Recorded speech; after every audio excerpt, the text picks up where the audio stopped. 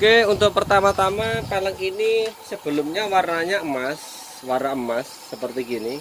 Karena kondisinya motor ini masih bagus, tanpa saya epoksi, langsung saya cat dengan dasar warna hitam. Untuk warna hitamnya sendiri bisa memakai cat jenis model aerosol ataupun model kalangan semprot dua komponen sama thinner. Yang penting jenisnya NC atau lebih baiknya sebenarnya juga PU juga lebih baik.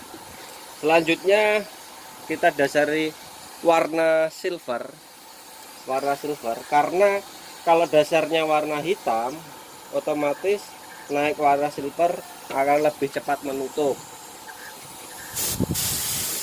Di sini saya memakai cat silver yang model 2 komponen, cat NC, produknya dari Belcoat. Ini silver 1E7.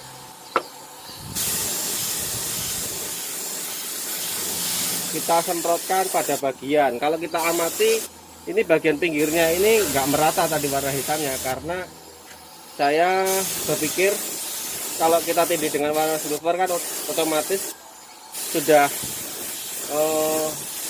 akan membuat lapisan lebih tebal di bagian pinggirnya. Dan kenapa nggak saya epoksi? Karena menurut saya pribadi kalau kita epoksi terlalu tebal untuk media sejenis peleng kayak gini terus kita cat, itu malah menyebabkan cat gampang terkelupas.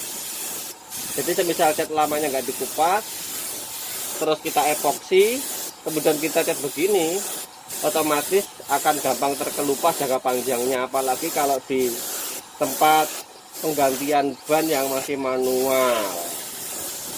Oke, lanjutkan warna silvernya pada bagian pinggirnya saja.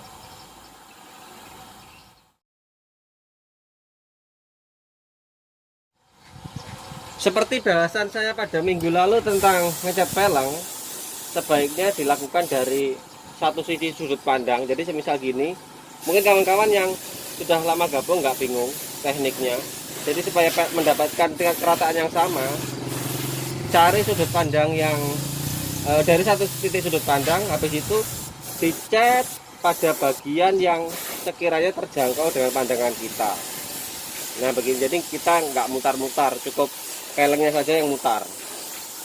Itu triknya supaya lebih cepat dan rata. Terus kalau nggak ada standar pedok ya kayak kemarin tutorialnya ada waktu peleng warna gold, kalau nggak salah dari goldnya bronze di ton. Oke, berikutnya langsung saja kita naikkan warna ungu. Kebetulan di sini saya ada warna magenta blue, produknya dari Diton Premium. Kita akan langsung semprotkan di atas warna silvernya.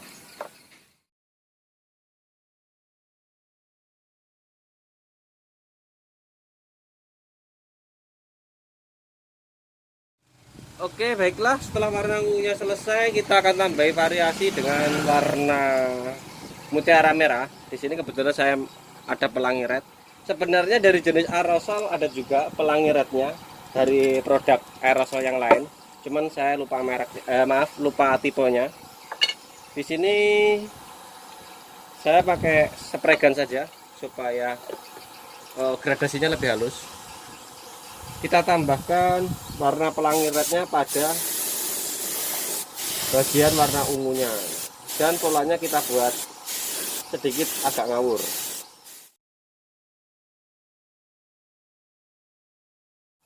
Dan untuk cara menutup bannya,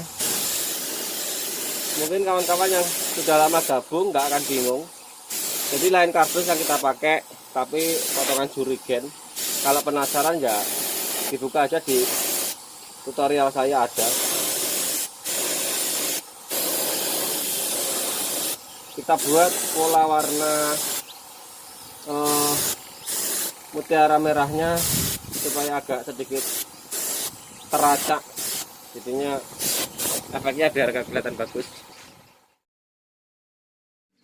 Berikutnya kita naikkan polanya, dan untuk pola saya menyebutnya sarang tawon atau pola apa ya, ini segi 6 nih diagonal kan Instagram, kok Instagram tahu apa ini namanya, kalau saya menyebutnya sarang tawon. Nah, untuk ini polanya ini kawan-kawan sebaiknya ngulah ke tukang cutting stiker. Dan untuk cara membuat manualnya dulu setahun yang lalu juga pernah saya bahas.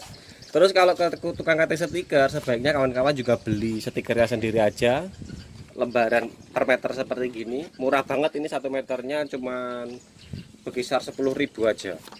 Bawa ke tukang cutting, suruh motongkan model pola yang sesuai dengan diinginkan oleh kawan-kawan. Oke, langsung saja kita buat motifnya pada peleng ini. Yang perlu diperhatikan ketika kita membuat pola seperti ini pada media-media yang agak terlalu sulit adalah cara menyemprot dan cara menempelnya.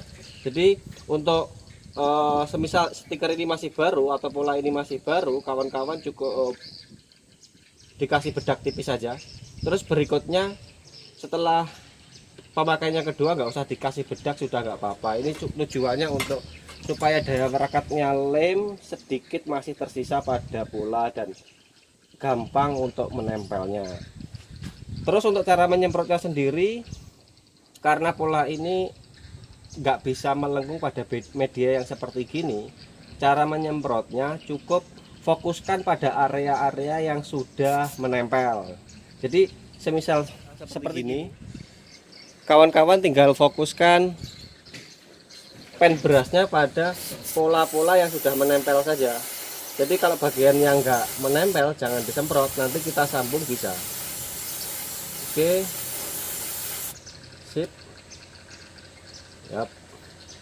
Dikarenakan ini medianya peleng dan agak berat diangkat ya, kita selesaikan satu sisi dulu, satu sisi dulu begini. Nanti kita lanjutkan ke sisi yang lainnya. Ini kemarin memang sudah habis satu pola ini sudah bisa menyelesaikan 3 motor, jadi 2 peleng 1 box, jadinya polanya kurang begitu merekat. Kalau tukang cutting stiker, asal kita bawa contoh gambarnya bisa saja. Atau mungkin kalau yang bingung ya video saya di screenshot bisa. Video saya di screenshot baru antar ke tukang cutting stiker, pasti paham dah. Nah begini. Oke, lanjutkan sampai dengan satu sisi ini selesai.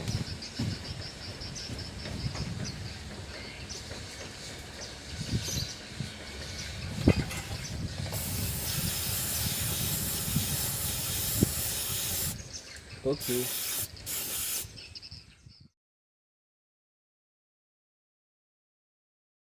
Setelah satu sisi selesai, berikutnya kita sambung pola ke sisi yang lain.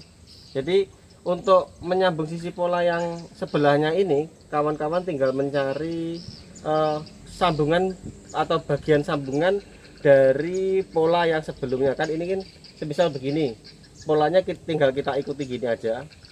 Terus kita semprotkan lagi pada media yang pola yang sudah benar-benar merekat. Nah seperti gini. Nah gampang toh, jadi kelihatan seperti sudah nyambung. Begini tekniknya. Jadi tinggal cari alurnya, kemudian kita tempelkan seperti gini.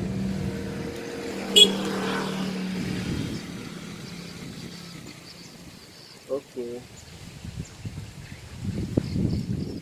Ini karena polanya mungkin sudah loyo atau sudah capek, kemarin sudah dapat banyak mangsa, jadinya ya agak loyo. Saya tutorialkan kawan-kawan, siapa tahu bermanfaat. Nah begini, sip. Kita lanjutkan ke sisi yang lain sampai dengan selesai.